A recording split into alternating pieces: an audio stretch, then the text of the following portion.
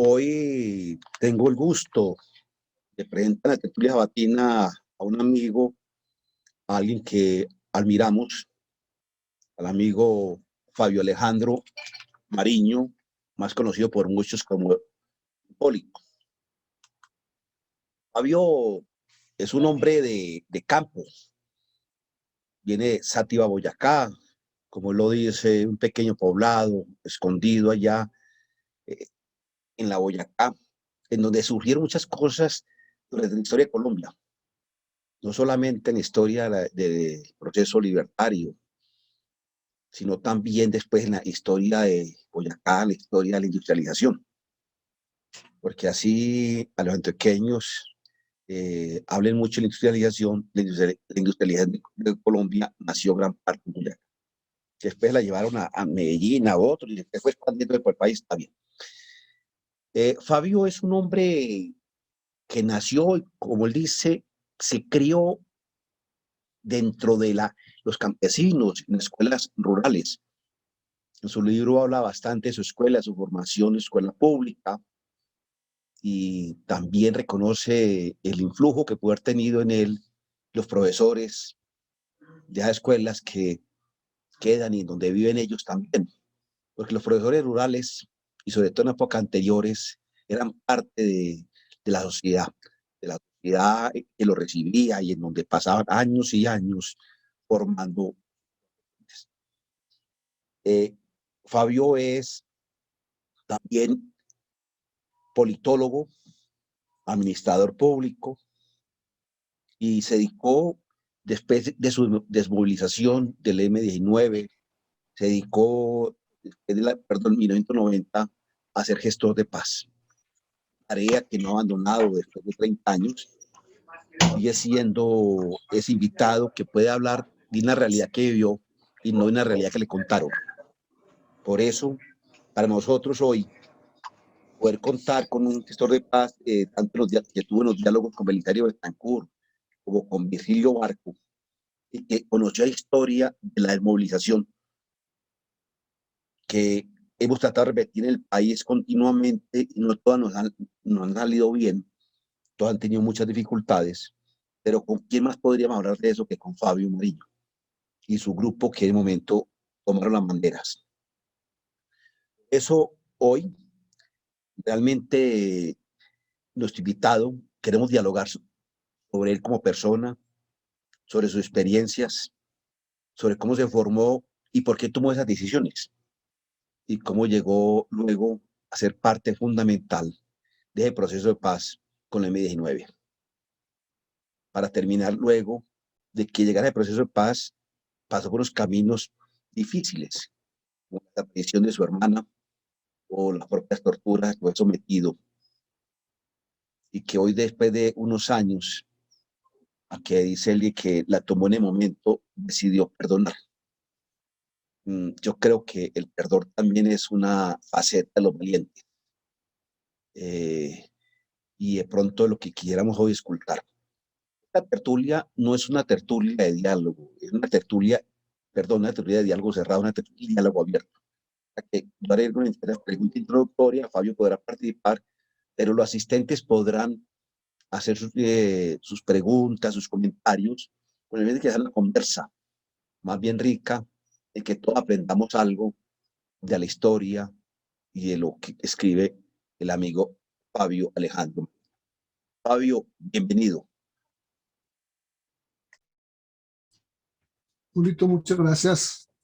Y para todos y todas los aquí presentes en esta nueva forma y vieja manera de encontrarnos en pantalla, pues es un honor también sentir tanta compañía y sentir tantos abrazos y afectos aquí reunidos. Muy agradecido, la verdad me siento muy honrado con esta invitación, porque es un grupo que en verdad en sus años de vida ha logrado establecer también sus ideas y establecer y desarrollar todos esos propósitos que como grupo, como profesionales y como una generación ya de 30, 40 años atrás, hoy tiene la certeza y la posibilidad de hacer posible una cantidad de sueños. Gracias, Julito, que también tiene que ver con la vida de pueblo, que también tiene que ver con las posibilidades de dónde viene. Porque Julito es de pueblo también, y entonces aquí nos encontramos pues muchísimos corazones, muchas miradas, muchas búsquedas en ese sentido.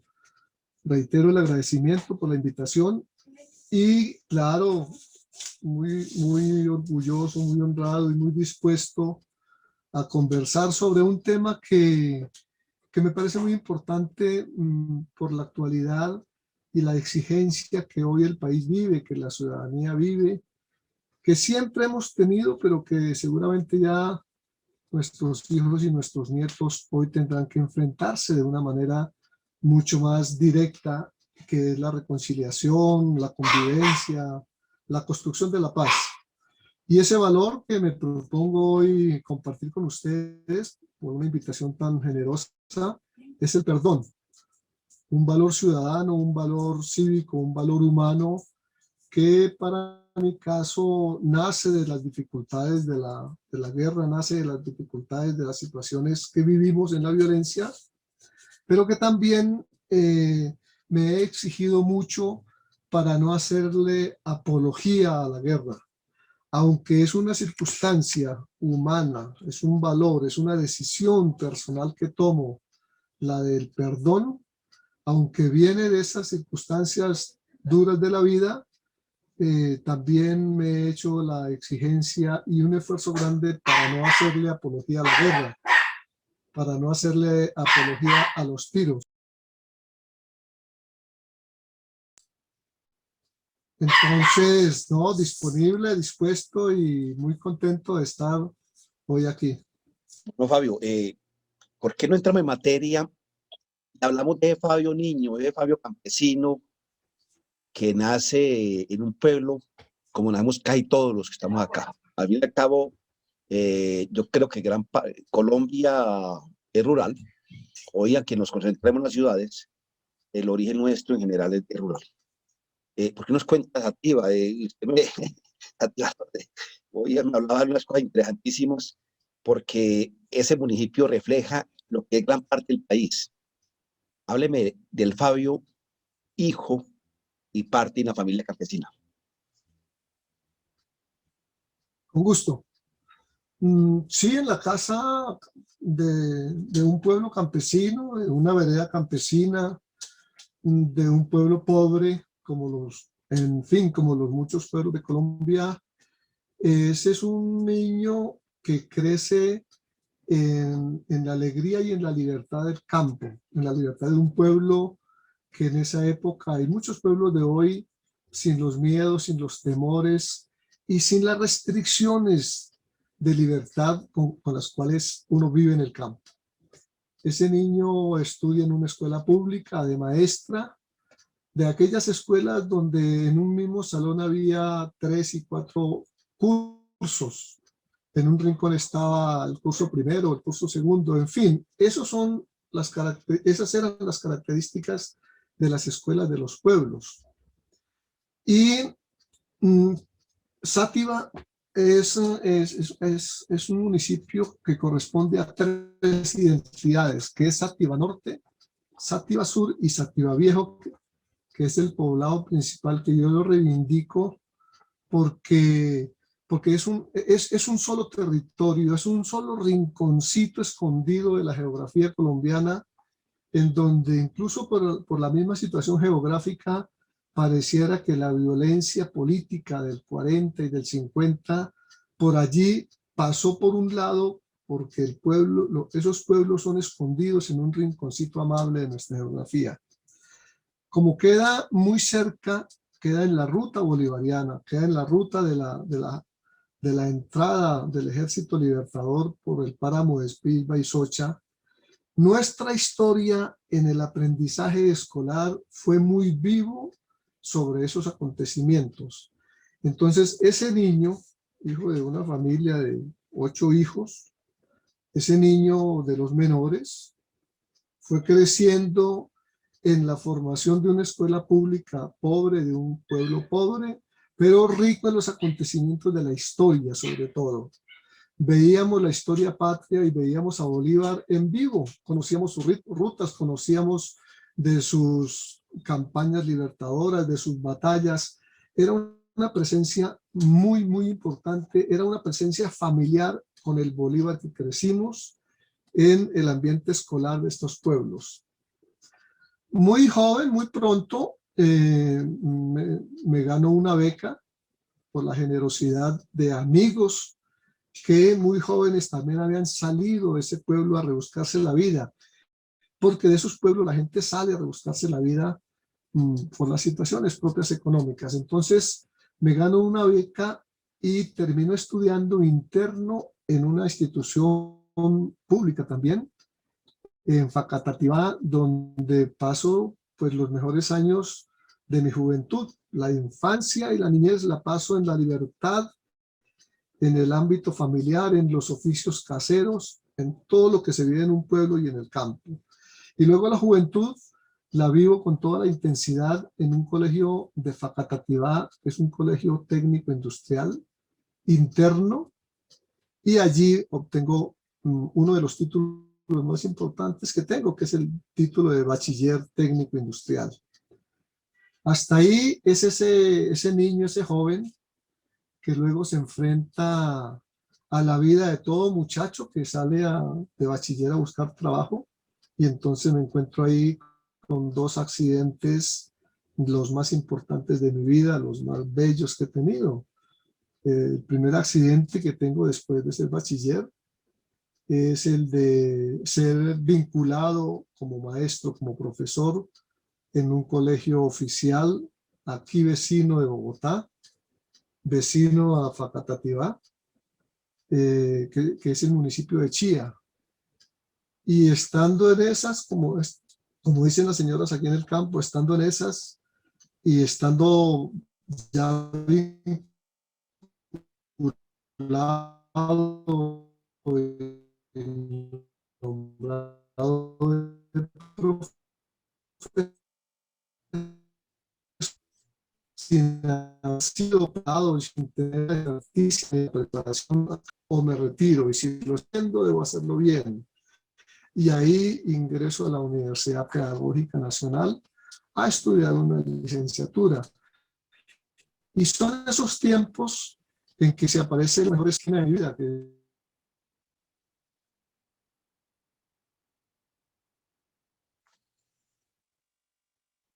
Fabio, perdimos el sonido. Mientras que lo recuperas, no sé si me escuchas.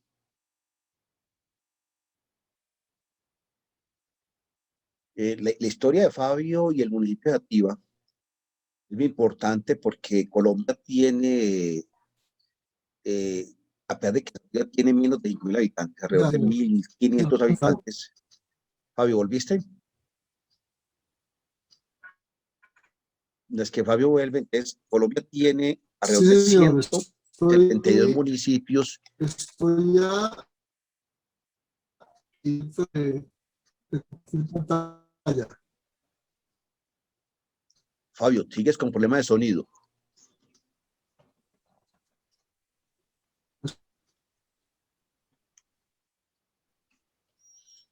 Decía que la importancia de Ativa es que Ativa es un municipio pequeño, menos de 5.000 habitantes, alrededor de 1.500 habitantes, pero Colombia tiene 172 municipios así, menores de 5.000 habitantes. Por lo tanto, esos municipios tienen un tema de pobreza bastante alto y no gozan de los servicios que deberían tener. Por eso es tan importante recordar la Ativa y ver muchos municipios colombianos que ocupan gran parte del territorio en donde posiblemente a veces el Estado. Fabio, ¿estás con nosotros nuevamente o sigues con problemas de sonido?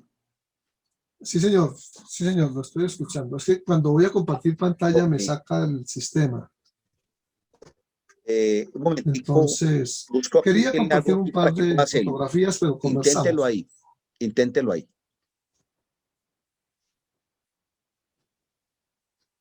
Bueno, Fabio, después de estudiar la Vamos a pedagógica, ver. unidad pedagógica, ¿qué pasó? Estaba el tema de la universidad, cómo llegó luego al tema de la militancia en el M19.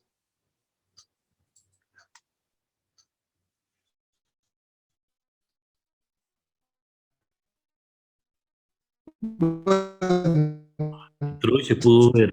Allí, en los tiempos de juventud, de Fabio, la ¿lograste infantile, compartir de desde que cayó la... campesino, es la que Te saliste otra vez. Revisa, por favor, compartir pantalla. Fabio, Quiero, mándeme el WhatsApp su presentación, ya la coloco yo, se la manejo yo. gracias. intenta compartirlo Decía nuevamente, a ver si que logramos. cuando voy a Es compartir que dice que el ancho pantalla, de banda, me dice eso, me dice, el ancho de banda de la red de Fabio Mariño es muy bajo. Que si quieres, es muy bajito, sí, como te señor. estamos diciendo, y quieres nomás la presentación para que alguien tenga mejor ancho de banda, la comparte, la manda a mí o la manda a quien quieres tú hacerlo y te compartimos la pantalla que tú tienes problema de ancho de banda. Ya tanto seguimos conversando. Vale, Judito. Vale, Entonces, si quieres, yo mándamelo, mándala creo a que tu compañero. Yo, ahí ya me anoto. Bueno, la presentación a Mauricio, listo, le a mandaste la Felito presentación a también. Mauricio, listo. De Mauricio, mientras que Mauricio La mando en instala la PDF presentación y todo, Fabio, conversemos nosotros sí, entonces. señor. Bueno, Correcto. Mientras que Mauricio logra bajar la presentación y perfecto. compartirla. Bueno, entonces cuéntanos, estamos en la Universidad Pedagógica Nacional, una universidad bastante activa a nivel social y una universidad que ha formado gran parte de los maestros del país. Yo creo que mucho han pasado por ahí y por eso es importante porque ha sido parte de la fundamentación escolar y académica del país. ¿Qué pasó ahí, Fabio? ¿Cómo llegas tú al M19? Ahí, ahí me escuchas. Ahí me escuchas. Sí, ahí lo oímos, Fabio.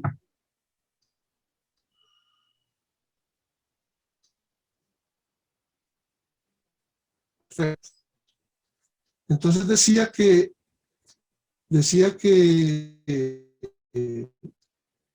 mm,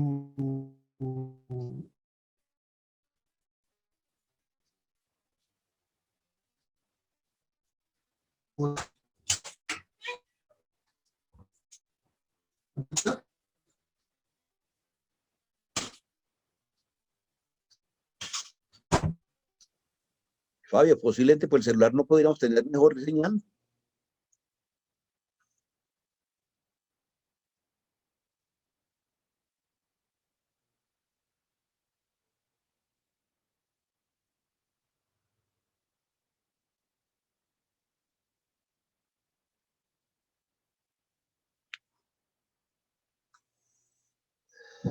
En la presentación estos días se hizo en la Universidad Pedagógica Nacional del libro de Fabio Alejandro Mariño por el perdón. Comentaba la comisionada de la Comisión de la Verdad, Alejandra Miller Restrepo, sobre el tema del perdón. Y lo mencionaba como que el perdón es una opción individual de las víctimas, una opción obligatoria ni que pueda recostar el perdón la paz. También comentaba la comisionada, pues que obviamente pues, es tan importante escuchar que alguien ha decidido de forma valiente perdonar. Ella comentaba casos en los cuales las víctimas, pues cuando perdonaban, en algunos casos se sentían totalmente liberadas, era como quitarse un lastre. Pero también hablaba de que a las víctimas se negan a perdonar porque posiblemente esa rabia es la que les daba la fuerza para seguir viviendo, sobre todo en el caso de desaparecidos, que contaba la historia de alguien que decidió no perdonar, pero decía tranquilamente que obviamente la rabia es la que le permitía todos los días levantarse, a seguir buscando. El perdón es un paso importante, pero tampoco puede ser una exigencia a las víctimas de que hay que perdonar. Es un proceso importante, pero más liberador para la víctima que para... Fabi, ¿estás con nosotros nuevamente?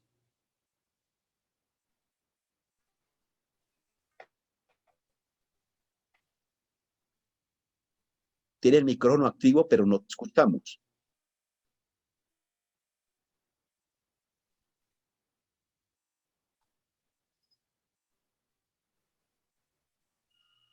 bueno, yo creo que vimos, ¿cierto? Bueno, ¿están escuchando? Ahorita Ahora sí, adelante. yo lo estoy escuchando muy bien. Entonces ese muchachón vinculado al magisterio y vinculado a la Universidad Pedagógica, recibiendo todo el impacto que el momento que en el mundo se vivía, momento de la revolución cultural, momento de la revolución en todos los campos, pues ese muchachón se encuentra con la bella de su vida, se encuentra con el M-19 y empieza naturalmente a trabajar los distintos sentimientos, los distintos escenarios que esa propuesta política estaba en ese momento moviendo y motivando a la juventud y a media ciudadanía colombiana. Y ahí estaba la vida, ahí estaba el camino.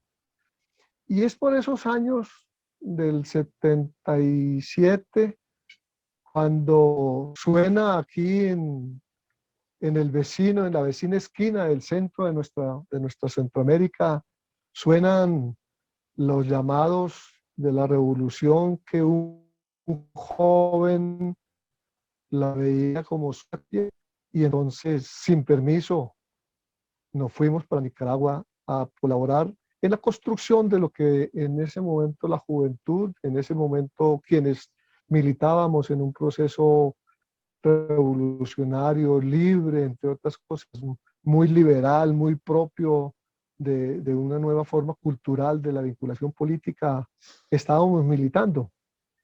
Así fue, Julito, como aparecí allá en el Frente Sur de Nicaragua en un momento que para nosotros y para muchas personas fue importante. Pero insisto en ofrecer las disculpas y decir que insisto en no hacerle apología a la guerra. Fue el momento que vivimos, fueron las circunstancias que asumimos con toda responsabilidad, pero ni más faltaba que sean las mismas condiciones hoy.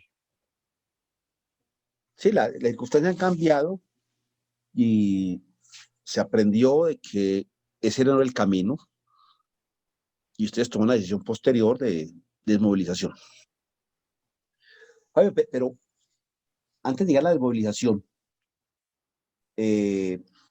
tú cuentas en el libro sobre dos hechos fundamentales que obviamente te tocaron a ti en el alma directamente. Uno es la desaparición de tu hermana y el otro es tu propia captura y tortura.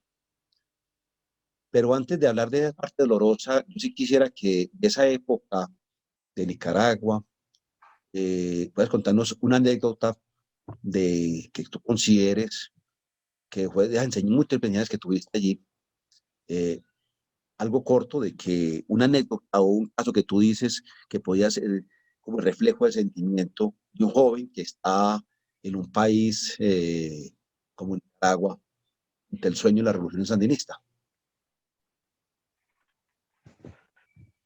En efecto, allí yo vivo un par de acontecimientos que marcan la vida de un joven y de una generación. Uno es el triunfo de la revolución que se vivió y que se gozó. Sin embargo, creo que uno de los pasos más importantes que tuve la oportunidad de dar allí tuvo que ver con un hecho que es propio de mi vida laboral, de mi vida profesional y de mi vida política, que es el ser maestro. Pues triunfa la revolución y de inmediato zapatero a tus zapatos. Entonces, ¿yo qué soy? Yo soy profesor. Esa es la razón de identidad con la que yo ya funciono en la vida. Y entonces, de inmediato con el triunfo, el destino del qué hacer allí en Nicaragua fue el Ministerio de Educación y participar, que es uno de los hechos para mí trascendentales en la vida y en mi qué hacer de vida, fue participar en la gran campaña, en la gran cruzada nacional de acción, que de inmediato el triunfo de la revolución empezó a organizarse por ser una de las afectaciones más grandes, más tristes, más dolorosas que vivía ese pueblo y muchos pueblos centroamericanos. Nicaragua sufría del 72% de analfabetismo.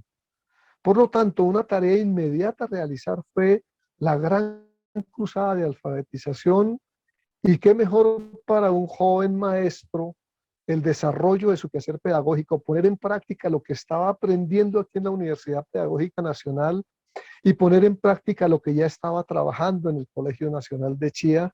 Y entonces tuve la suerte de recibir en directo, permítame la expresión, de recibir en directo las enseñanzas de un personaje que en nuestra época daba las luces de la pedagogía, del trabajo, del magisterio, de la docencia comprometida, y que aquí lo hemos leído en la universidad en fotocopias, en libros muy escasos, y se llamaba Paulo Freire. Ese Paulo Freire es quien asume en persona la conducción de la gran cruzada de alfabetización en Nicaragua, y qué orgullo para mí, en esa época y ahora, naturalmente, haber recibido en directo las enseñanzas, las orientaciones de Paulo Freire en los talleres preparativos y salir con la juventud que nuevamente sale de las ciudades hacia el campo en Nicaragua a desarrollar ese proceso de enseñanza-aprendizaje que ha sido una de las experiencias más ricas de mi vida, en amores, en músicas, en aprendizajes, en desarrollos propios de la pedagogía liberadora, en la experiencia de vida que mucho me ha servido para enfrentar y sobre todo para atender mis inquietudes profesionales. Ese es un hecho, Julito, que me enorgullece siempre y lo reivindico seguramente tanto y más que haber participado en el proceso de liberación en la lucha armada. Parece que es una anécdota, una historia muy bella, porque estamos, qué bueno, bienvenida a la cámara,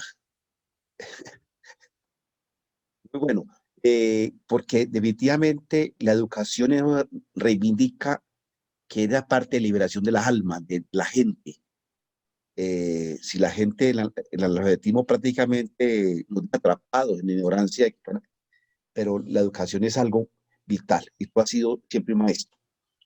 No, Fabio, y después de que volviste de Nicaragua, después de tener experiencia tan bella con el tema de la Maestro, sí educación, señor, maestro, con ganas de seguirlo siendo. eso, volviste a Colombia y tuviste la oportunidad de participar en todo el proceso de paz, inicialmente con Betancourt y después con Virgilio Barco. Podemos contarnos alguna anécdota de esa época, los sueños, porque es que quien está metido en toda esta lucha tiene unos sueños grandísimos Sí, el y regreso, el miedo combinado con los sueños. Adelante, Fabio.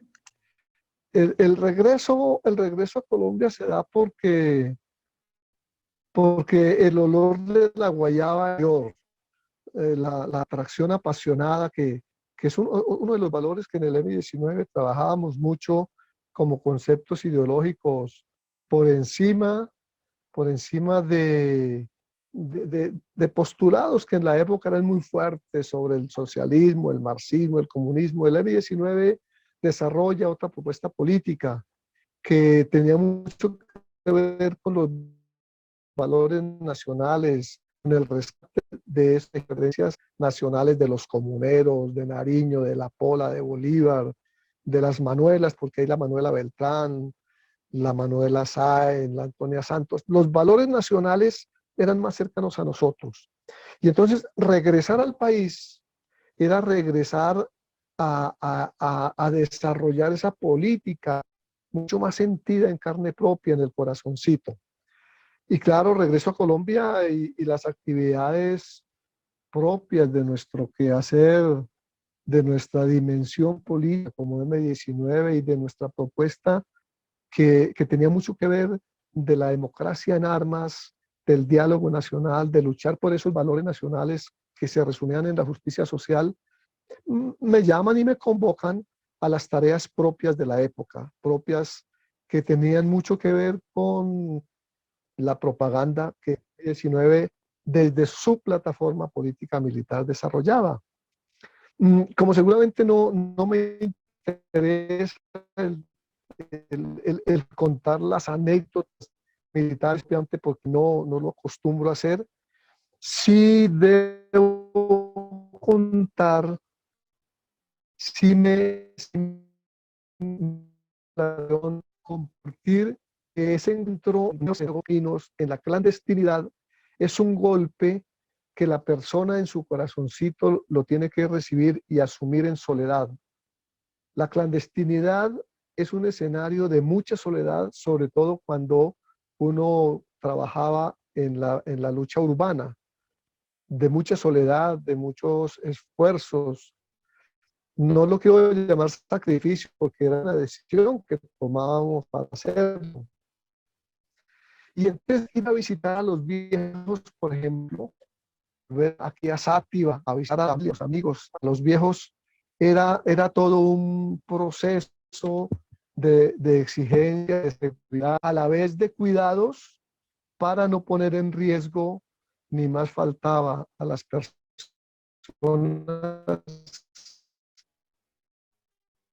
que no tenían nada. Volver por esos caminos, pero de otra forma, es de un impacto muy singular en el caso de los comportamientos que para esa vivencia teníamos.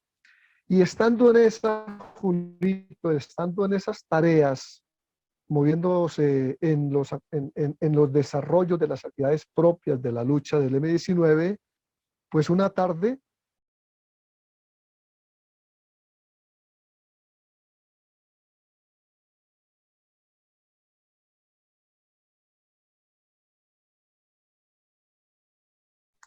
Fabio, apagaste tu micrófono. del mes de mayo, en una esquina.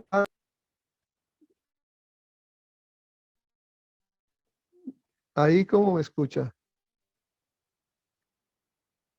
¿Sí? Listo. Está bien, adelante. ¿Ya? Perfecto. Y Sigue, por un favor. día cayendo la tarde, empezando la noche, un día de esos del mes de mayo del año 82, en una esquina de la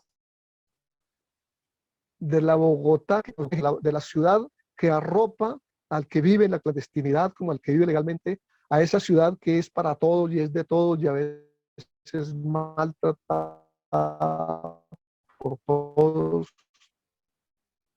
En una esquina fui sorprendido y vivo un proceso que es el que da pie, ese proceso es el que da pie para 35 años después poder aportar desde el sentimiento de la militancia de una persona común y corriente en Colombia, de un muchacho común y corriente, de un hijo de campesinos que se educó en colegios públicos, en la universidad pública y que se hizo grande en la lucha, grande en cuanto a edad.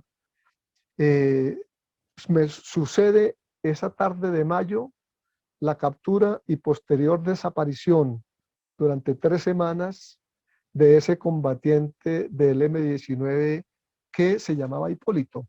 Y ahí empieza, Julito y compañeras y compañeros presentes, ahí empieza un momento terrible de la guerra, de la cual, por la exigencia del ser revolucionario y por los valores con que fui formado en la casa, en la escuela, en el campo, en la vida y en el M-19, logré superar de la mejor forma al haber logrado también ejercer una decisión que fue la de perdonar. Una decisión personal, es una decisión de amor sobre el dolor. En esas 3 semanas de desaparición y de tortura, que aunque políticamente estaba desaparecido para los compañeros y para las familias, para la familia, yo estaba preso en las famosas caballerizas del Cantón Norte, en el cuartel del norte de Bogotá.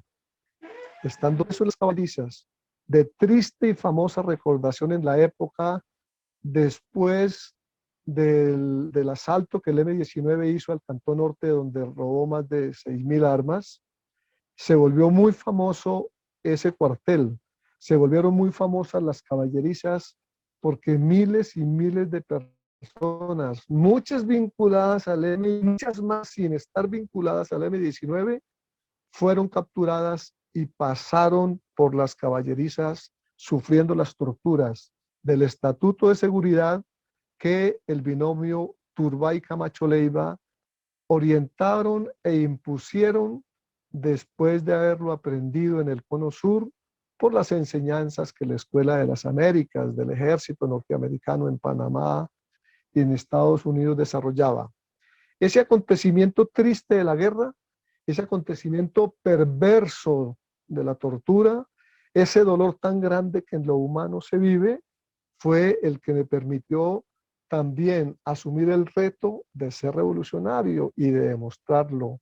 Y allí es donde nace, en medio de esas circunstancias de difícil narrativa, de difícil contarlo, porque siempre que lo recuerdo, pues naturalmente que vuelven los dolores, vuelven los miedos, se reproducen esas circunstancias. Pero allí nació el perdón, que hoy tengo a bien y como compromiso compartir, porque es un proceso de decisión ciudadana, de decisión personal. En ese texto, en ese libro que 35 años después la editorial Desde Abajo me publica, yo llego a la conclusión que es más fácil perdonar que pedir perdón.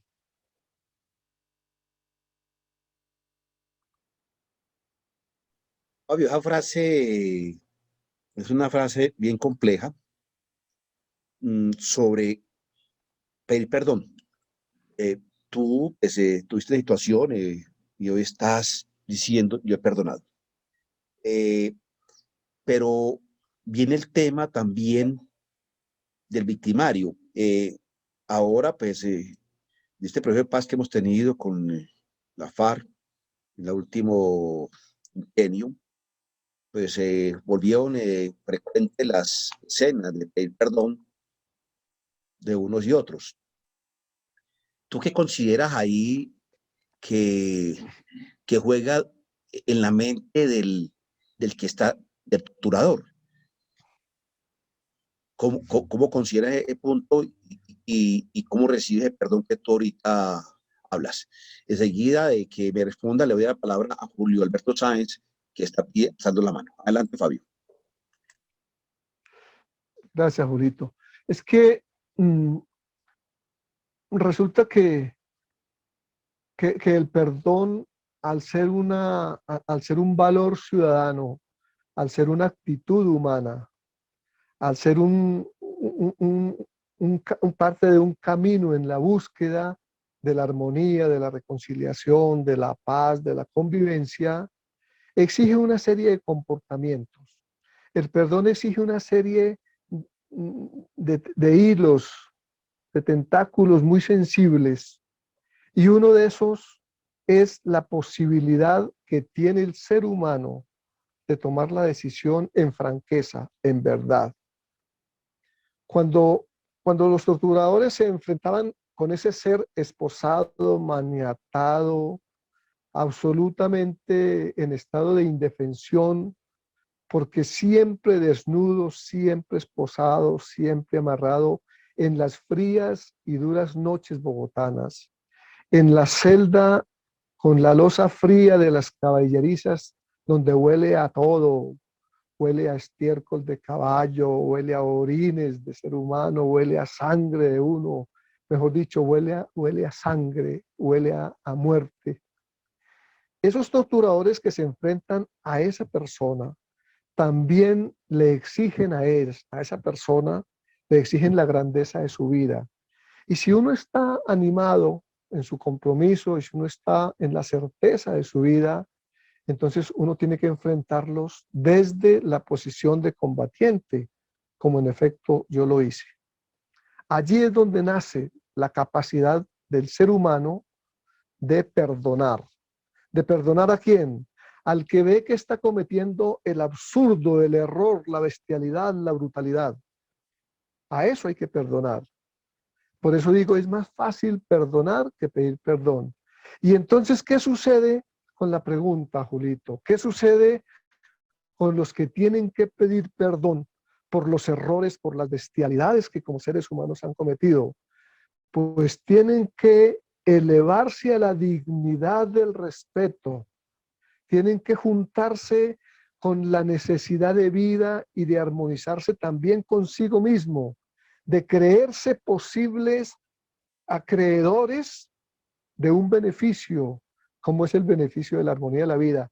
Por eso valoro, mira, esa pregunta me lleva a esto, valoro la actitud generosa, grande, bellísima, de ese grupo de víctimas que fueron a La Habana en el proceso del gobierno Santos con las FARC, que fueron a La Habana a perdonar a quienes estaban buscando caminos diferentes de la guerra y obviamente de esos dolores para perdonarlos.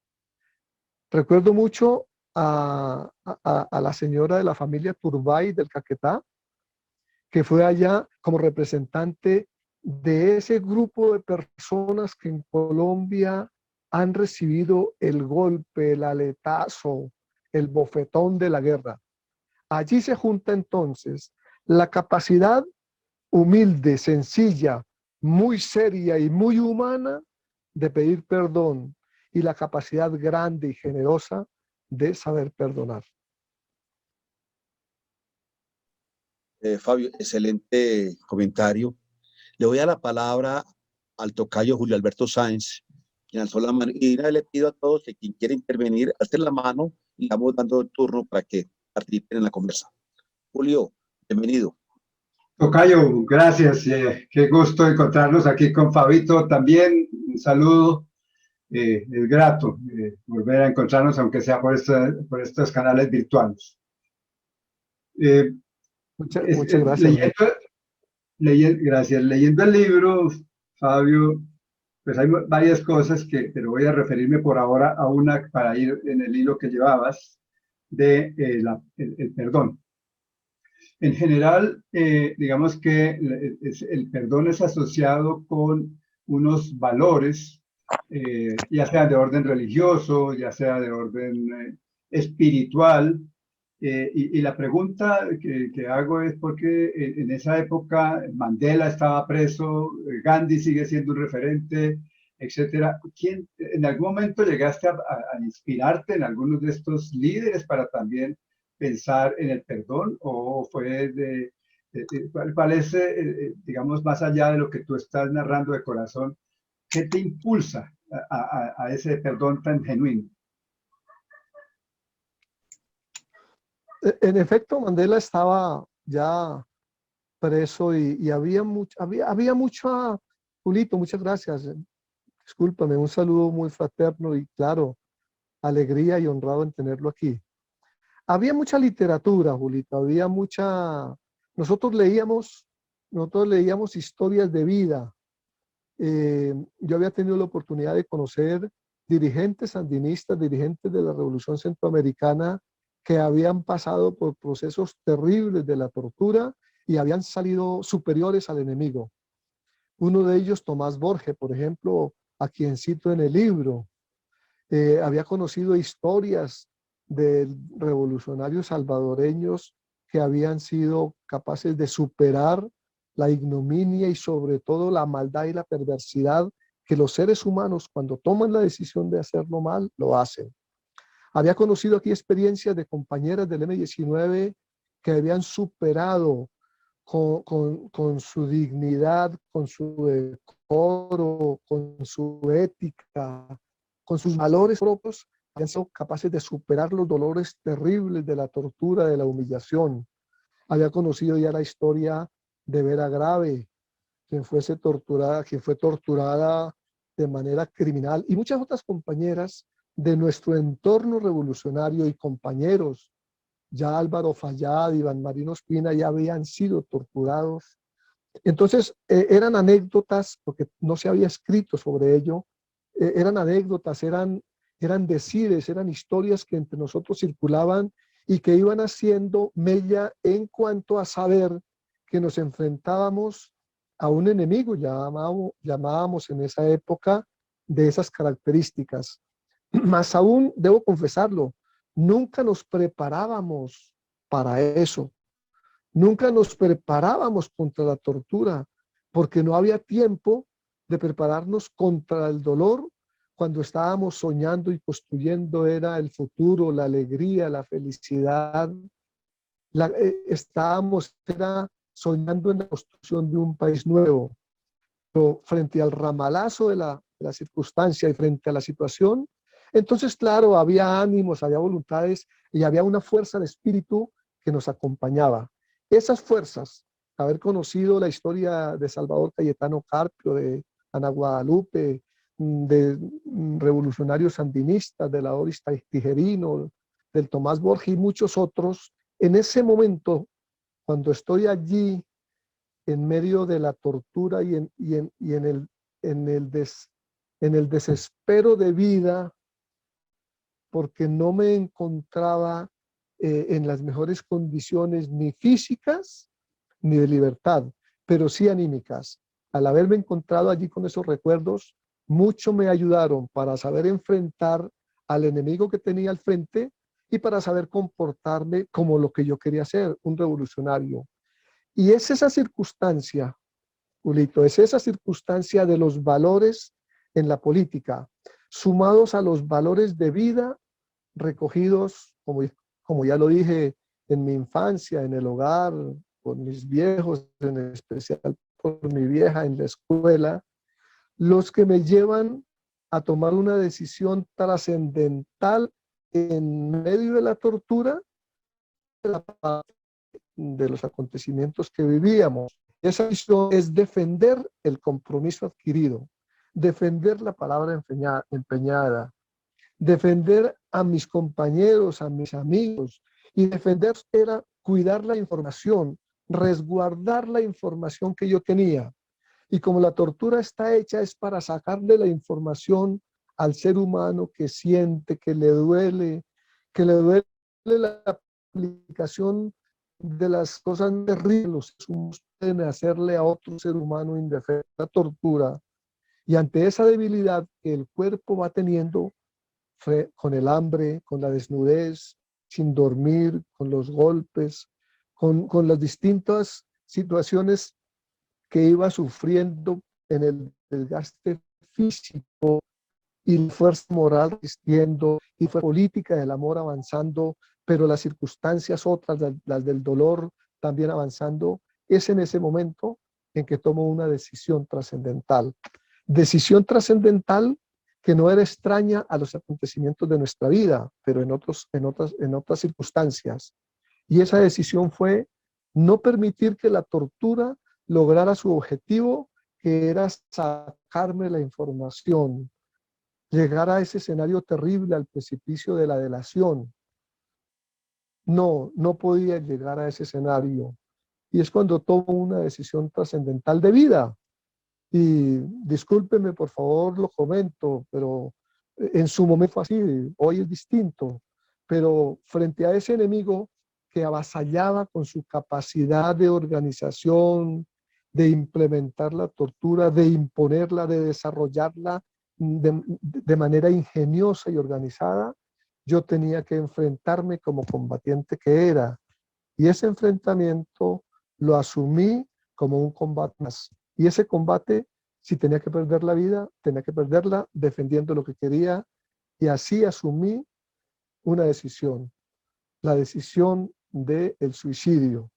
Asunto que después de muchas circunstancias y al quedar vivo, mucho me sirvieron para saber perdonar, para saber que la lucha estaba por encima de las debilidades de ese enemigo.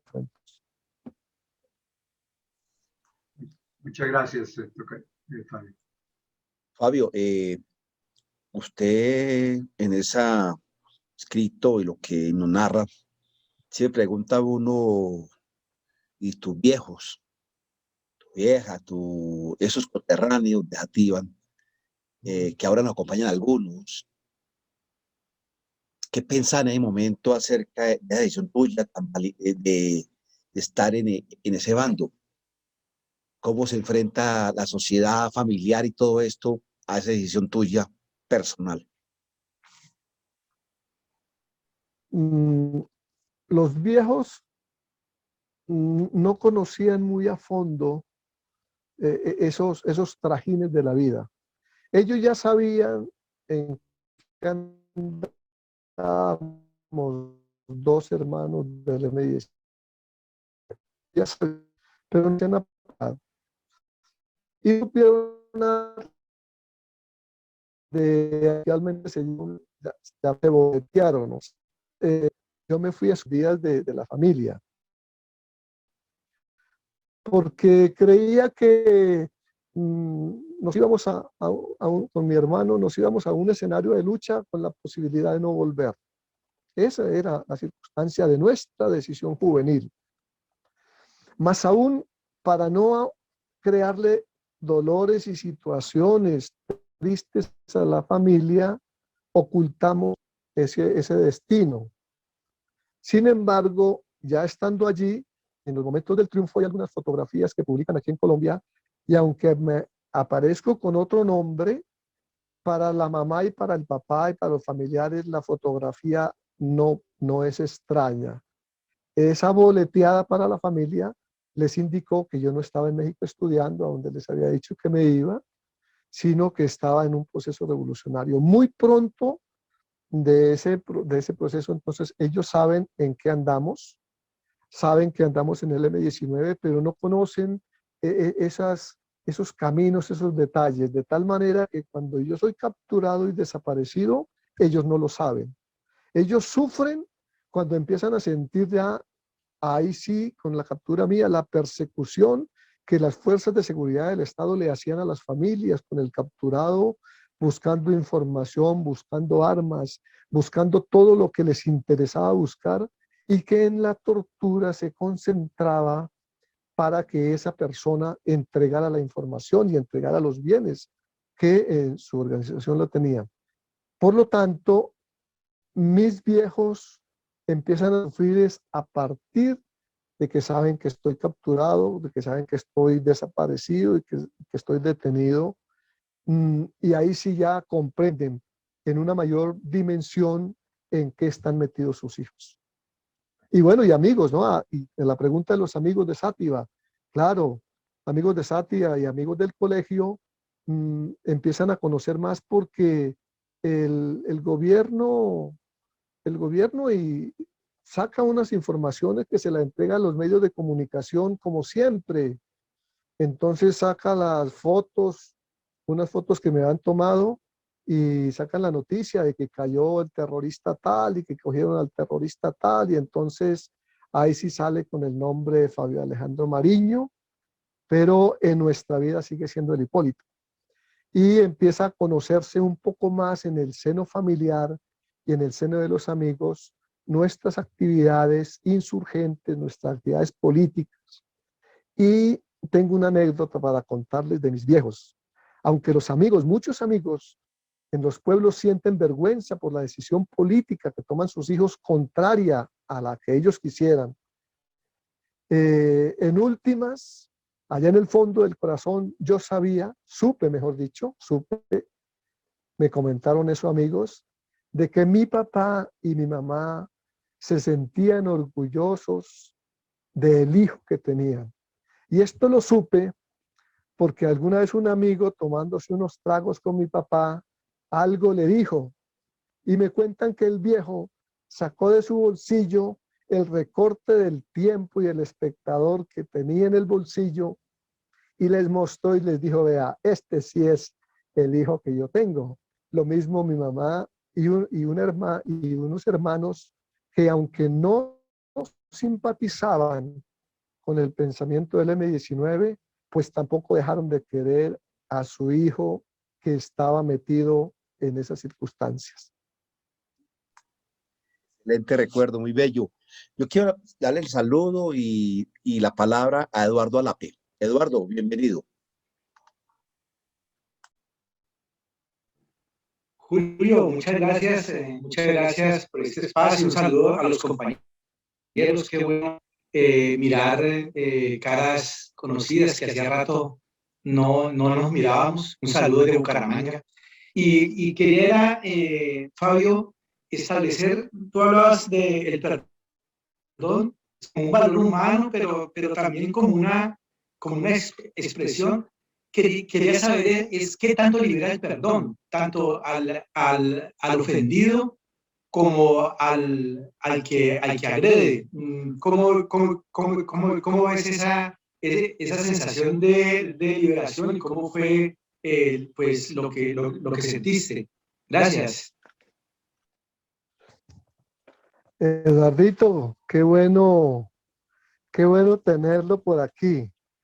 Eduardo Alape es un médico matasanos de las entrañas nuestras, de la vida nuestra, un bonito amigo y hermano caleño, pero hoy radicado en Bucaramanga.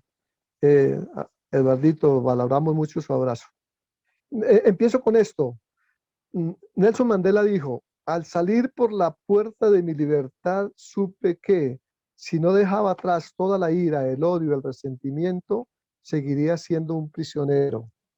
Yo creo, Eduardo, que la liberación del perdón es quitarse la carga del dolor, es quitarse la carga del desprecio que siente el torturado o que siente el ofendido, en mi caso el torturado, por la acción irresponsable, bestial, quiero llamarla bestial, de bestialidad de esas personas que han llegado a un límite de la humanidad. Perdonar es quitarse uno el dolor de encima, pero también quitarse uno los malos recuerdos, aunque no se puede olvidar nada, pero no recordarlos con la tristeza, con la perversidad con que fueron creados.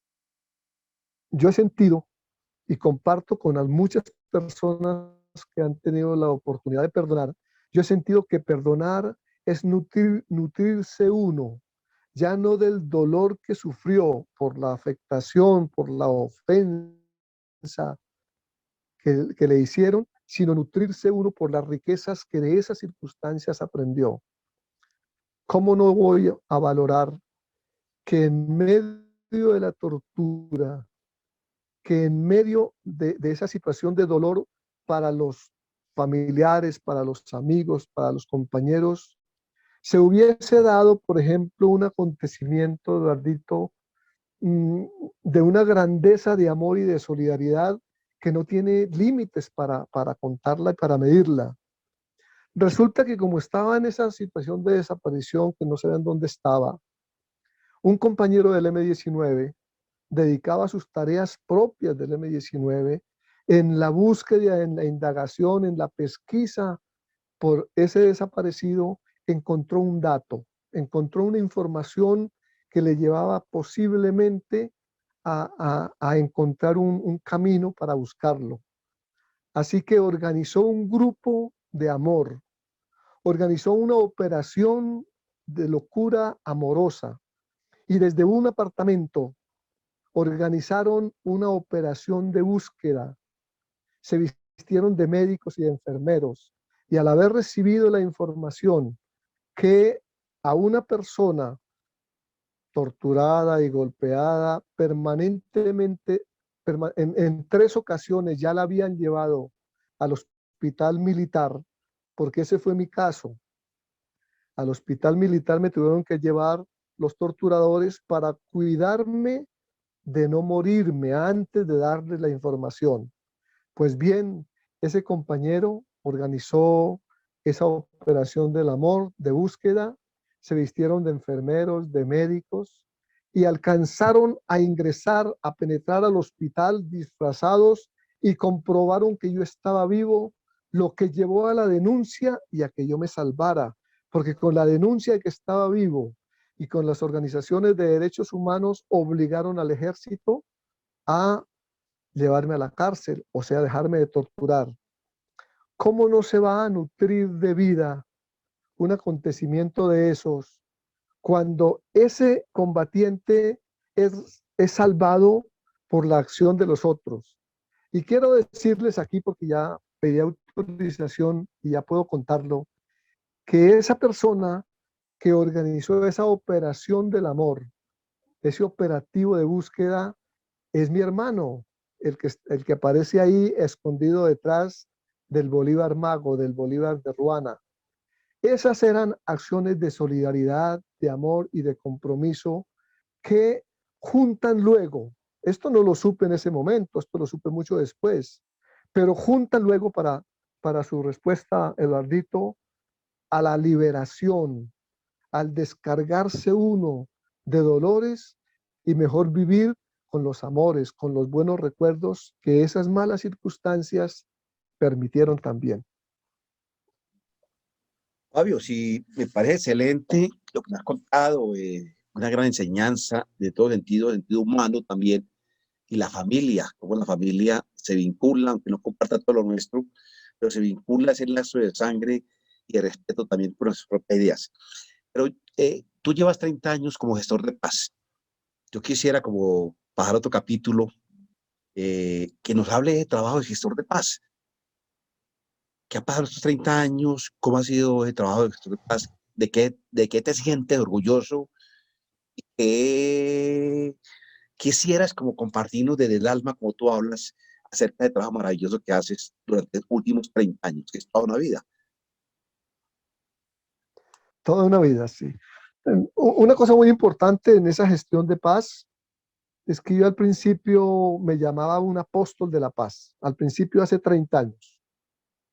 Y un apóstol de la paz porque el M-19 en el proceso de negociación, de diálogos y de acuerdos con el presidente Barco en 1988 y 89, para llegar al acuerdo del 90, designó 12 voceros de la comandancia que junto con Pizarro participamos, digo participamos porque fui uno de esos 12 voceros, participamos en los procesos de contactos, de diálogos y de acuerdos que se iban tejiendo durante todo el año 89, tanto en todo el país como en Santo Domingo, Cauca, ese rinconcito indígena de un cabildo en donde nos concentramos para ese proceso. Y digo que me llamaba apóstol de la paz porque así nos calificaron los 12 apóstoles. Sin embargo, muy pronto ese nombre se desprestigió con los famosos 12 apóstoles Sí, sí, del, te del, va la del referencia. Sí, entonces me volví gestor de paz. Y un punto importante, Julito, es saber que tenía una responsabilidad muy grande política del momento, del pasado y del futuro, de defender la decisión tomada, de defender la palabra empeñada, de defender lo que construimos y la capacidad que tuvimos tanto de irnos y alzarnos en armas, como ser capaces de desmovilizar esas armas e ingresar a otros escenarios menos tediosos de la acción política, de continuar en la acción política. Ese es un punto muy importante que en estos 30 años lo he mantenido y me siento orgulloso. Pero hay una tarea de la cual me convoca, y gracias por la pregunta. Hay una tarea que me llena de orgullo, que me llena de compromiso, que me llena de satisfacciones internas, externas, en todos los campos, y es el poder seguir siendo maestro, el poder siendo profesor, pero ahora profesor de unos procesos de reconciliación y de construcción de la paz. Corrían los meses, los años, corrían los tiempos del proceso de diálogo y de acuerdos con el gobierno Barco en 1988, cuando nos preparábamos ya para tomar el camino de la decisión de desmovilización, y pensábamos en la atención que las personas que estábamos en la guerra y que íbamos a ser excombatientes teníamos que enfrentar en la vida. Por ejemplo, la documentación, los que no teníamos documentación, el trabajo, el estudio, la salud, la vivienda, la reconstrucción del tejido familiar, todos estos elementos propios del futuro que estábamos nosotros allá previendo. Como maestro, tuve la oportunidad en 1989 con compañeros del M-19, militantes de las universidades, en particular de la Nacional y de la Pedagógica, de construir el primer diseño de la propuesta de un plan de educación formal para los excombatientes que iban en el futuro a enfrentarse sin ser bachilleres o sin haber terminado la primaria, o algunos a terminar sus estudios de universidad. Pues tuve esa suerte y tengo el honor de haber participado en ese diseño de un programa de bachillerato para la paz, que inicialmente lo dirigió y lo ejecutó la Universidad Pedagógica Nacional, pero que muy pronto, en 1994, lo asumió directamente el Ministerio de Educación, al cual fui convocado, por suerte, para coordinar ese programa de bachillerato para la paz, que se regó a muchas más personas de los excombatientes de ese proceso del 90, que ya fueron 6 movimientos alzados en armas. De tal manera que tuve la suerte de coordinar por más de 70 municipios en más de 20 departamentos de Colombia la implementación de un programa de bachillerato que atendía a los excombatientes y a las familias de la periferia social de los municipios en donde se había desarrollado el conflicto. Eso me llevó a un ejercicio pedagógico, a un ejercicio de educación, pero a un ejercicio de vida, Julito. Un ejercicio que me permitió en persona haberle entregado el título de bachiller a más de 17.000 personas adultas de las 40.000 que se graduaron en ese programa.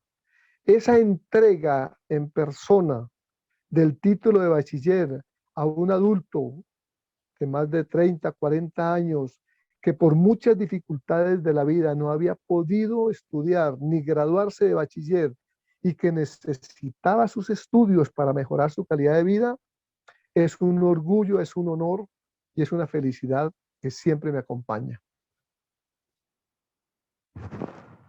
Tu espíritu de maestro está manifestado en todo momento. Invito a los compañeros de la tertulia si alguno quiere algún comentario adicional, porque, Fabio, mientras que de pronto algunos anima a hablar, ¿por qué no nos cuenta eh, cómo puede uno adquirir el libro? ¿Cómo podría uno adquirir cualquiera de nuestros contertulios o en qué momento podría adquirir tu libro?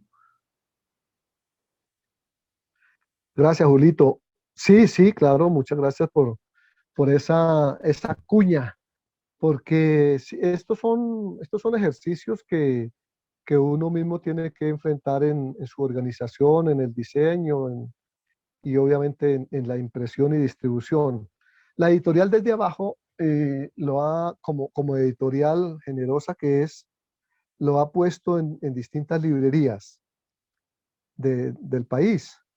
Sin embargo, en la pandemia nos encontramos con la dificultad de la adquisición de ese libro, pues porque ya las librerías cerradas y la movilización nuestra mucho más difícil.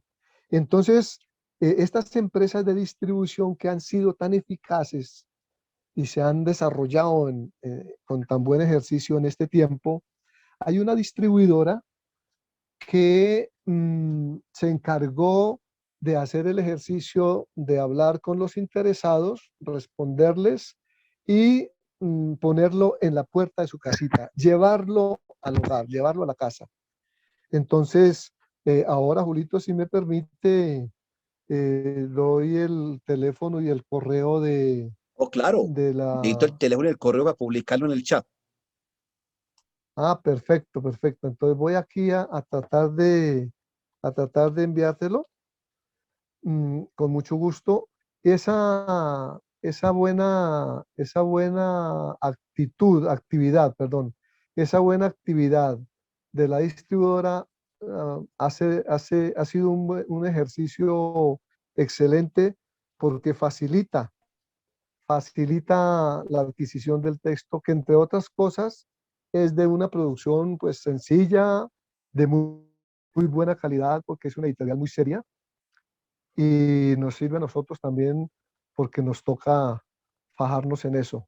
En efecto, Julito, ya le mandé, Correcto, eh, se llama, se llama distribuidora Polartes y allí está el correo y el teléfono perfecto. Ahora lo publico para suyo. todos. Le voy a dar la palabra a Javier Jiménez y luego el tocayo Julio Sáenz. Javier, tiene la palabra. Buenas tardes, compañero Hipólito, ¿cómo me le va? Oiga, Eh, mi viejo, ¿Qué Universidad tal? Nacional presente. Sí, sí, Hipólito, es que me pareció, no sabía eso, de que usted ha tenido la oportunidad, que muy pocos o muchos envidiamos, de haber trabajado al lado de Paulo Freire. Y digamos, en todo este trasegar después de la firma del acuerdo y que usted se dedicó al tema de, digamos, de acompañar a muchos compañeros para que terminaran su bachillerato. La pregunta es, bueno, ¿y aplicó o cómo fue esa influencia de Freire en esa experiencia? Oh, viejo Javier, total, no es una influencia la pedagogía de la liberación, la educación liberadora, todo el ejercicio académico, político de Freire y del momento que estábamos viviendo, que cuando era estudiante de la pedagógica, pues hacíamos el ejercicio en la lectura de fotocopias y de libros fotocopiados allí en esas formas y maneras que nosotros los pobres tenemos. Entonces, luego de tener la experiencia en vivo, de tenerlo como orientador del proceso de liberación de la ignorancia de Nicaragua, que es, en ese momento es uno de los más importantes en el mundo, pues claro, el joven Hipólito como una esponjita recoge todo eso y aún en los tiempos y en las dificultades aún en los tiempos y en las dificultades de la lucha que teníamos aquí, fue posible implementar asuntos educativos en la formación de nuestros combatientes, en la formación de nuestros compañeros, en las relaciones con las comunidades. Por ejemplo, tuve oportunidad de estar de andariego por los montes del Caquetá, del Huila y del Cauca. No fueron extraños los ejercicios de participar en procesos educativos con las comunidades. Yo en el Caquetá, desde la actividad guerrillera, ayudé a construir esas veredas cuando la oportunidad nos lo permitía. Y entonces decía que para la desmovilización, desde el movimiento de maestro en Santo Domingo, con ese grupo de compañeros y de delegados del gobierno, compañeros estudiantes del M19, de la Pedagógica y de la Nacional y delegados del gobierno, hicimos los trazos, diseño del programa de Bachillerato para la Paz que debía responder a las condiciones personales de esas personas adultas, y ahí estaba Paulo Freire presente. Después, cuando tenemos la oportunidad de implementar ese programa mucho más allá de los excombatientes, a las comunidades de base, a las comunidades campesinas en donde el conflicto se había desarrollado, pues mucho más presente el pensamiento de la educación liberadora y de ese movimiento de cristianos de base, de la teología de la liberación, que con Paulo Freire hicieron una llave para ayudarnos a pensar en un ejercicio pedagógico. Permítame, Javier, recordar esto, contarles esto. Ese programa, que era un programa de educación de adultos, tuvo que ser superado. No era de adultos, ni fue con adultos, ni fue para adultos. Nuestro diseño metodológico fue una educación entre adultos, lo cual nos permitió, ahí sí, el compartir saberes, ahí sí el reconocimiento de saberes y sobre todo el enriquecimiento lícito de los saberes de los unos, los maestros, con los saberes y las experiencias de los otros, los estudiantes, en la construcción de un proceso pedagógico que le aportara a la resolución de los conflictos y a la construcción de la paz. Ese fue el Paulo Freire en la presencia mía. Gracias. Julio Alberto Sáenz, adelante. Gracias de nuevo. En este punto de la conversación, de la conversa con mi paisano, que quizá nos hubiéramos podido encontrar en Arbolsolo alguna vez si hubiéramos puesto una cita. Sí, señor, sí, señor. Okay. Entonces, y para mi tocayo, que toca enseñarlo a decir sátiva, no sativa. Sátiva, sí, señor. Perdón, Okay. es sátira. Sátiva, No, sátiva. Sátiva. Ah, Sí. ya. Sátiva cannabis, sátiva Sí, cannabis. porque la otra es sátiva. Ah, bueno. Es así, también, bueno, también la aplica. corrección, Julio, gracias. Pero dos reflexiones para tu intervención, querido Fabio. En la época en la que tú estás en esta vida y este evento vital, pues es inevitable pensar en la influencia, o en la concurrencia más bien, de los movimientos, digamos, sociales del sur, del cono sur, de Centroamérica, tupamaros, montoneros, sandinistas, etcétera. Pero en Colombia también un grupo muy grande de movimientos, EPL, ELN, etcétera. Y uno se pregunta, hoy en retrospectiva, ¿el M-19 fue una guerrilla romántica? ¿Fue una guerrilla del amor? ¿Fue una guerrilla medio ingenua? Es una guerrilla que, como ya en su momento también lo dijo Navarro Wolf, y tú lo mencionaste hace un momento, en el campo empeñamos la palabra, y Navarro utilizó una expresión, palabra que sí, que hizo mucha carrera en su momento. ¿Qué reflexión tienes? Esta es una alrededor de cuál fue la influencia de todos estos movimientos o las coincidencias para el M-19. Uno. Y la segunda, de una vez, para lanzártela, porque fue cuando nos encontramos con los tres, Julio y contigo. En esa excursión que hiciste a la institucionalidad en salud, ¿cuál es la valoración que haces del aporte del sector educativo, de los maestros, de los educadores a la salud pública? Me parece que vale la pena escucharte en ese sentido. Gracias.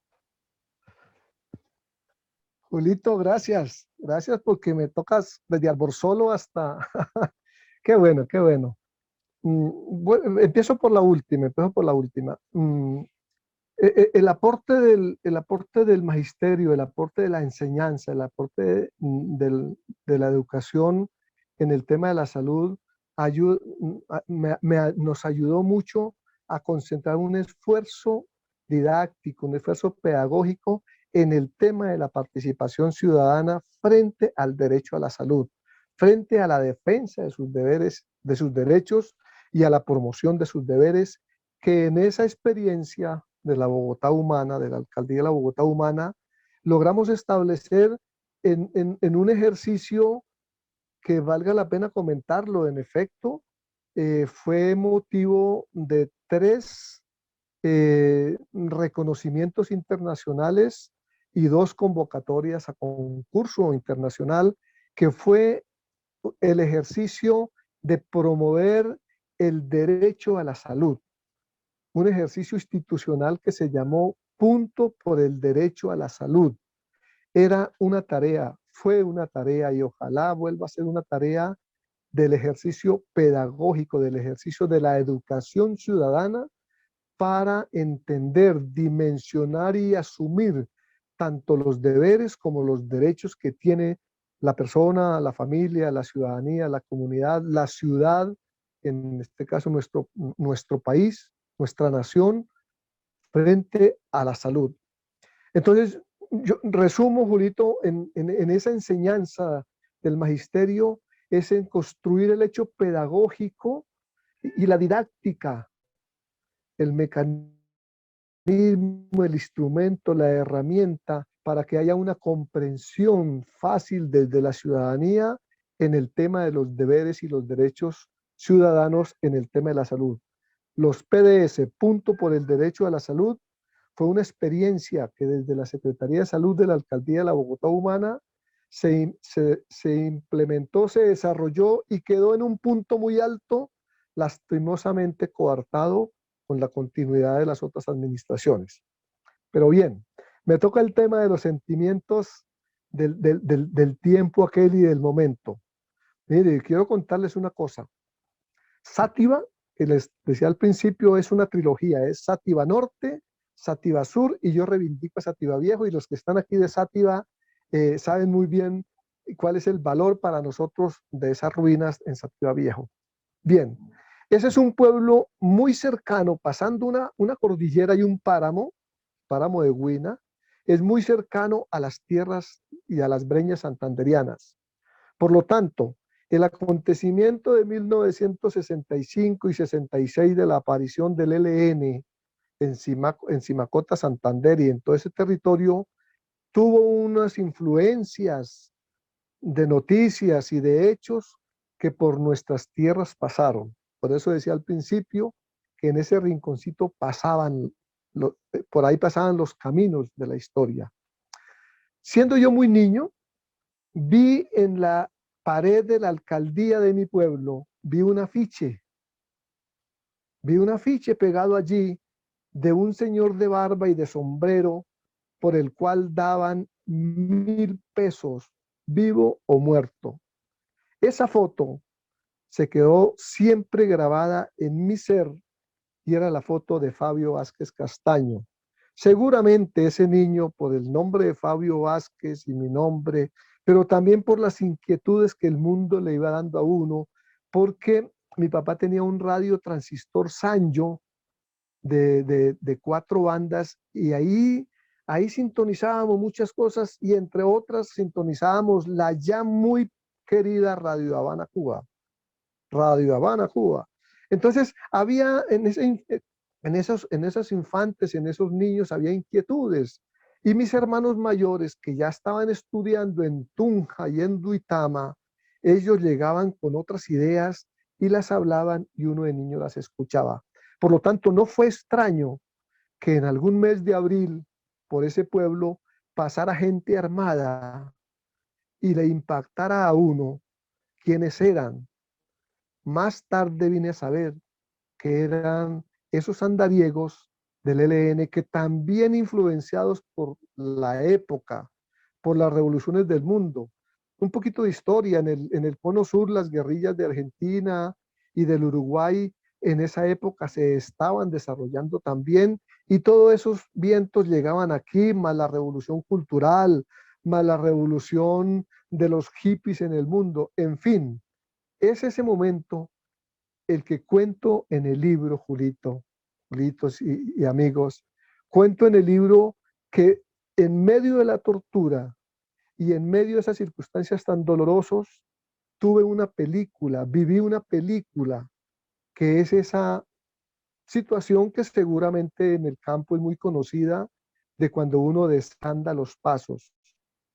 Como me estaba muriendo en medio de la tortura, había decidido morirme, entonces viví la famosa recogida de los pasos, y en esa recogida volví a pasar por los momentos bellos de mi vida, entre otros, la influencia de esos valores de la política, de la religión, en este caso la cristiandad que desde el hogar dan, y luego, naturalmente, la influencia política que desde los movimientos insurgentes y los movimientos políticos se estaban dando en el mundo. En efecto, esa suma de acontecimientos es la que le va haciendo a uno, le va creando a uno barreras para sostenerse e ideas para proyectarse. Bueno, llegando al final de la conversa con Fabio Alejandro, conversa que podría tener horas y horas para esculcar la vida, no solamente de Fabio Alejandro, sino de muchos que están aquí presentes. Fabio, no me llegó por ningún lado la información de la escritura polar, pues no quiero dejar pasar de publicar el teléfono por si alguno quiere adquirir el libro. Sí, señor. Por favor, yo te lo paso. con el teléfono, yo lo publico aquí en el chat. Si quieres, yo te Se lo puedo mandé. compartir al chat, Tocayo. Yo te lo puedo compartir. Ah, me lo mandaste al chat. A ver, No, yo te lo envío al chat. por favor. Al WhatsApp, en el WhatsApp está. Compañero Julio. Adelante. Públicalo, Julio, públicalo directamente tú en el chat. Públicalo porque no le pongamos tanta cosa. Ya lo hago. Lo que es la editorial, y tú publica el número ahí y el correo si lo tenés. Ya bueno, te lo... Adelante, certeza de amor. Bueno, no, yo ya lo conozco desde que yo tenía 17 años. Entonces, muy chévere su conversatorio, muy interesante. Y a mí, que fui parte de lo que él fue parte, le trae unos recuerdos a uno muy bacanos. Siempre es, como él dice, echándole agüita a los recuerdos. Entonces, muy bacano. Quería aprovechar, Julio, con su permiso, ya por el chat he mandado el link de la escuela de esos recuerdos. Se llama la escuela Germán Roja Niño, en homenaje a nuestro querido compañero que ya no lo tenemos aquí en la tierra. Y es donde nos formamos cada 8 días, todos los sábados a las 6 de la tarde en estos temas, en recordar y actualizarnos en conocimiento. Entonces, a los que estén interesados, en el chat está el link. Julio quedan invitados todos, y nuestro coordinador académico, Fabio Mariño, ya sabe que lo esperamos ahora a las 6, y a nuestro vigilante, el mago, lo esperamos. Me despido de ustedes porque me tengo que ir a abrir la escuela. Muchas gracias por este espacio y me gustaría seguir asistiendo. Gracias. Bueno, buenas tardes a todos. Gracias, Fabio, ¿algún comentario final para ayudar a los avisos parroquiales de punto de partida? Naturalmente, Julito,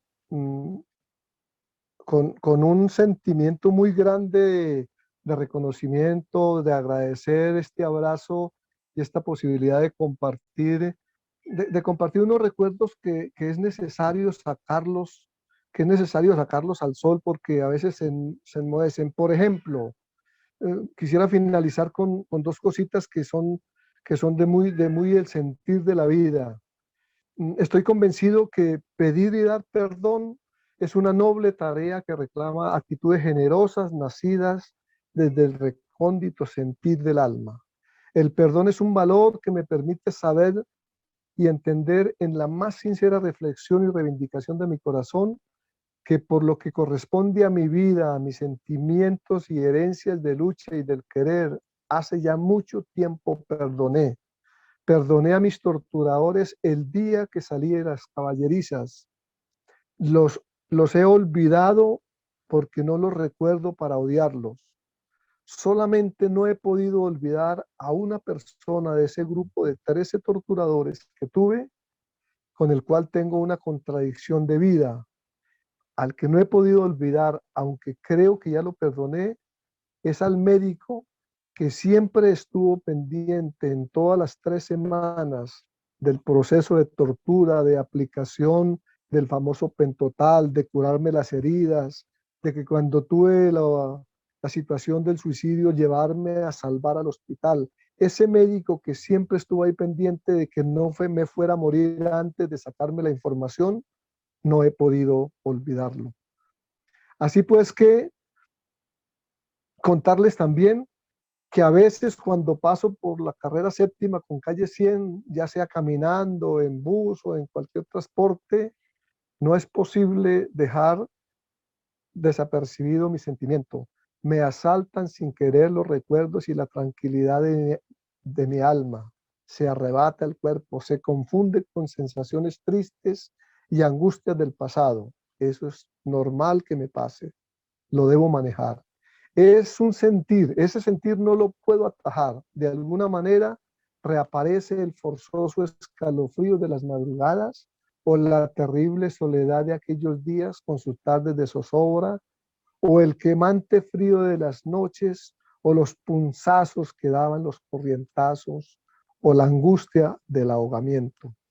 Así que no niego que a veces me estremece el penetrante frío de las noches y las madrugadas, cuando me asaltaba la infame sensación de la picana que rabiosa muerde como una culebra.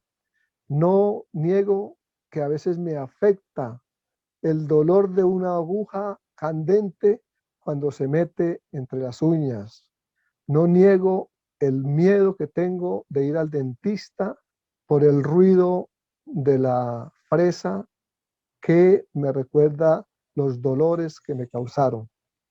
Y quiero terminar, Julito, todos y todas, con el agradecimiento y la insistencia de las disculpas porque son recuerdos nacidos de la guerra. Naturalmente es con la tarea de no hacerle apología a ella. Quiero terminar con esto. Así las cosas. Puedo decir que el perdón me ha permitido transitar por el mundo en forma sosegada y apacible, por cuanto este valor y fundamento no es un simple hecho de aprendizaje.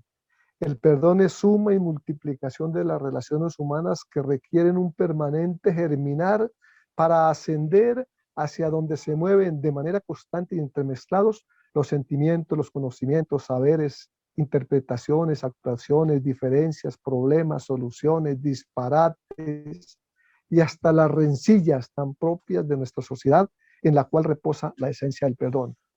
Confieso también que son muchas las exigencias que en diferentes ocasiones me he reclamado desterrar de mi sentir, como el odio y los pensamientos rencorosos. También declaro, Julito, que mucho me exijo para poder someterme al juicio del tiempo y de la historia y decir con el alma en la mano que a quienes una vez creí mis enemigos, ya los perdoné. A quienes me torturaron con sus perversas manos, a quienes optaron por aplicar la maldad de la tortura mostrando la bajeza y bestialidad del ser humano, o tal vez su incapacidad creyéndose poderosos desde sus cuarteles y sus leyes marciales, con sus manchados uniformes y sus amenazantes ojazos brotados de impaciencias en las noches de soledad, la soledad que es de lo más terrible. En esa soledad, a ellos, a los torturadores, a sus jefes también practicantes de esa crueldad, a sus colaboradores y ayudantías, estoy seguro muy seguro y también debo confesarlo que ya los perdoné. Y quiero terminar con esto. Finalmente, y seguro de mi sentir para seguir viviendo, y con este agradecimiento y estas palabras, les ruego por favor me manden el abrazo que es parte de ese alimento que se necesita para seguir viviendo. Presento estas palabras que desde el alma no pueden mentir. Ofrezco mi corazón como un territorio despejado de violencias, un rinconcito libre de odios y resentimientos. Ofrezco mi vida como una vereda sin rencores y la entrego con amor, igual como se cuida una labranza campesina dispuesta para la gran cosecha de la paz. Muchas gracias, Julito, y a todos un abrazo muy grande, con mi afecto. Fabio, muchas gracias por tu compañía, tus palabras, tus enseñanzas. Creo que fue una conversa muy agradable, que nos llega a todos al alma, eh, y creo que ese es el camino. Voy a pasar a los avisos parroquiales del punto de partida. Está Pedro Felipe Fernández, si no Pedro quiere anunciar la siguiente tertulia. Mientras tanto, quiero compartirles, mientras que Pedro se anima, compartirles la página Por favor, voy a compartir los resultados. partida. ¿Listo? Aló, a ver, buenas tardes. Punto de partida. A ver, compañero Hipólito. Página, ¿Me escucha? Sí, sí, te escuchamos, Pedro. No, pues vale, un gran abrazo a Fabio, sí, y por esta intervención que ha tenido con nosotros hoy aquí en este espacio de punto de partida, sí, muy grato escucharlo, toda esa poesía que tiene en el fondo, esa alma que tiene, que algunos preguntan si pertenece a una congregación religiosa. Yo siempre lo he visto, digamos, con esa alma poética, y hoy lo escucho nuevamente.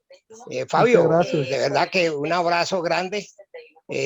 Alguna vez también sufrí algunas cosas de las que tú relatas allá en la caballeriza, pero eso es otra historia que seguramente alguna vez yo tendré que relatar, pero bueno, eso no es el tema de hoy, el tema es tuyo, y bueno, gracias por estar con nosotros. Entonces, como lo presentamos A su merced, gracias, mi viejo. A su merced, un abrazo. Bueno, un abrazo. Los invitamos a visitar la página puntodepartida.com.co, donde están publicadas nuestras tertulias. Tenemos un espacio muy importante de poesía, y hay un espacio que invitamos a todos a participar sobre memoria. Hagamos memoria de la Universidad Nacional.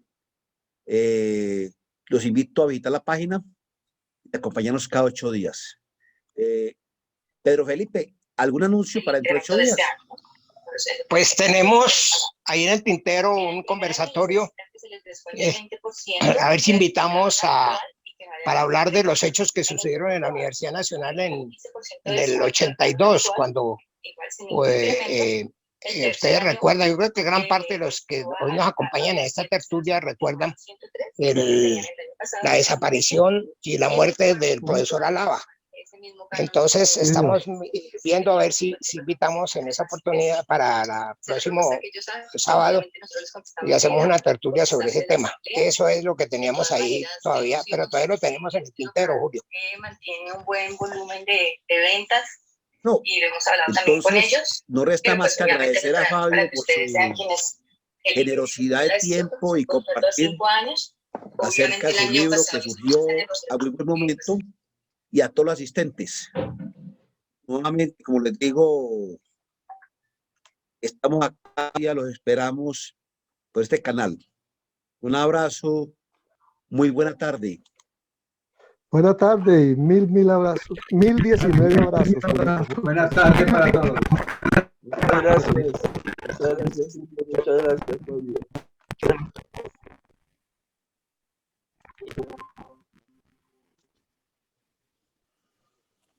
Muchas gracias a todos.